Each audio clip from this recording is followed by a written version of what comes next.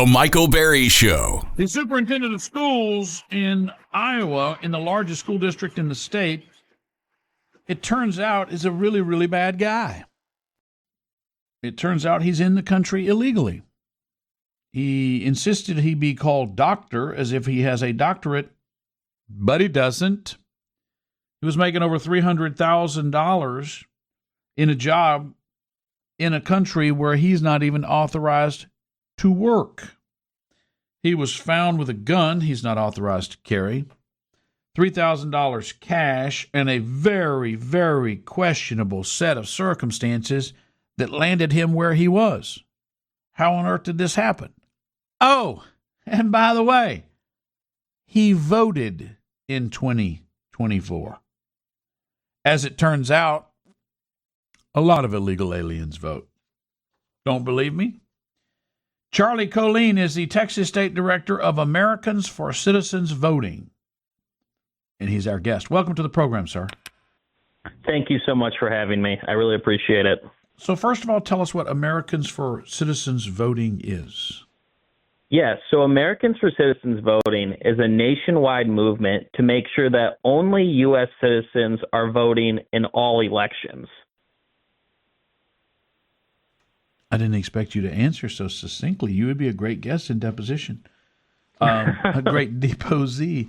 And so, you know, the average person says, well, of course you have to be American to vote in American elections. Why do we need this organization? Well, this is the thing. So many states are what you would call home rule states. And in a home rule state, a local government, municipality, they can choose who votes in their elections. So they could say, hey, anyone attending or anyone within our school district is allowed to vote in our local elections. And so we're founded with the core mission to make sure that only U.S. citizens are voting in all elections. So, well, I'm going to ask some very basic questions to establish as facts.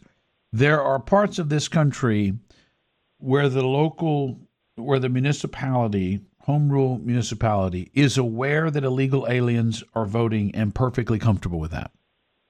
Correct. So San Francisco, Chicago, Washington, D.C., these are some big cities that allow non-citizens to vote in their elections.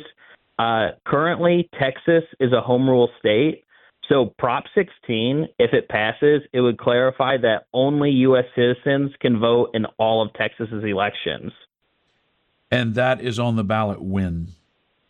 November of this year.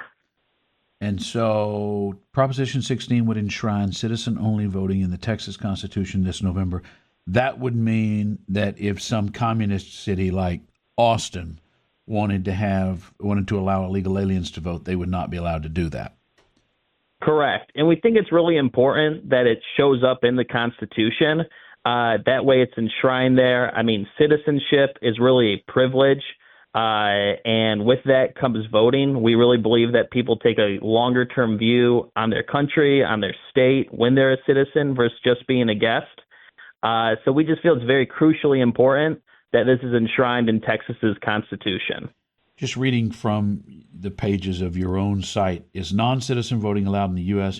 In 1996, the U.S. Congress passed a law prohibiting non-citizens from voting in federal elections, such as U.S. House, Senate, and presidential elections. Federal law did not address state or local elections. As of May of 2025, just a few months ago, Washington, D.C., and municipalities in 3 states, California, Maryland, and Vermont, allowed non-citizens to vote in local elections. And then you show a map of where that is. Do you have a sense of how much of a difference that has made in, say, San Francisco elections or Chicago elections? What percentage of those voters are non-citizens? Is that possible for you to know?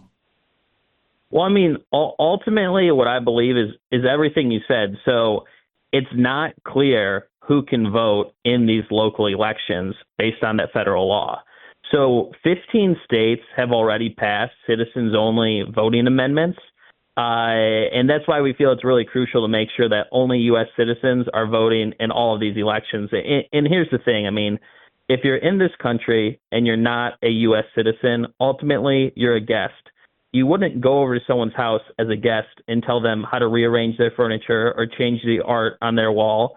And with these crucial decisions that really are based on choosing the leaders or deciding on policy, it should only be U.S. citizens voting in these elections.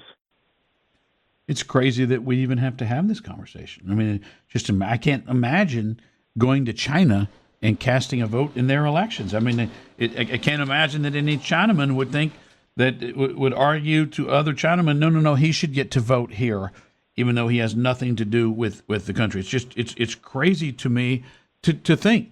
So what efforts are you making? Obviously, Proposition 16, how did this start? Who's been behind it? What does it look like? How would it be enforced?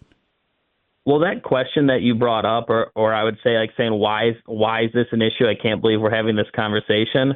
I have that all the time. It took over 3 years in the Texas legislature to get this passed, two legislative sessions. So, I mean, we really need to do a good job at convincing Democrats in the state legislature to see the wisdom in passing this. And I mean, this isn't a question of immigration. This is purely a question of citizenship and voting. So, I mean, it was a very big legislative campaign to get it through the Texas legislature. One of the only states, actually, where the Republicans didn't control both the House and Senate with supermajorities. So we're very optimistic. I mean, when you look at the polling on this, over 80%, I believe, of Texans are in favor of this. So ultimately, come Election Day, I do think we'll be successful. But really the most important thing right now is getting the word out and letting people know it's going to be on the ballot. I believe there's 17 questions on the ballot, 17 proposals. So we got to make sure people go all the way down to Proposition 16 and vote yes. Yeah, the challenge isn't going to be winning the hearts and minds of the people who show up to vote in favor of Proposition 16. The problem is going to be getting people to actually show up. I think we can win the hearts and minds that, yes, Proposition 16 is a good thing. My concern is getting people to vote when they don't see anything else of interest on the ballot. And we will have a contested congressional race right here in Houston in the Congressional District 18, Sheila Jackson Lee's old seat that then Sylvester Turner held for a moment. And so there will be Democrats showing up to vote, and we know that they tend to get this issue very, very wrong. Charlie, I am delighted to know that you're out there. I am delighted to know that Americans for Citizens voting is out there and that you're doing good work when no one else is looking. And I encourage folks to learn more about what he's doing and support this effort. Thank you so much for having me. I really appreciate it. Hey, I'm Sheila Jackson Lee. The Michael Berry Show. You merely adopted the dark. I was born in it.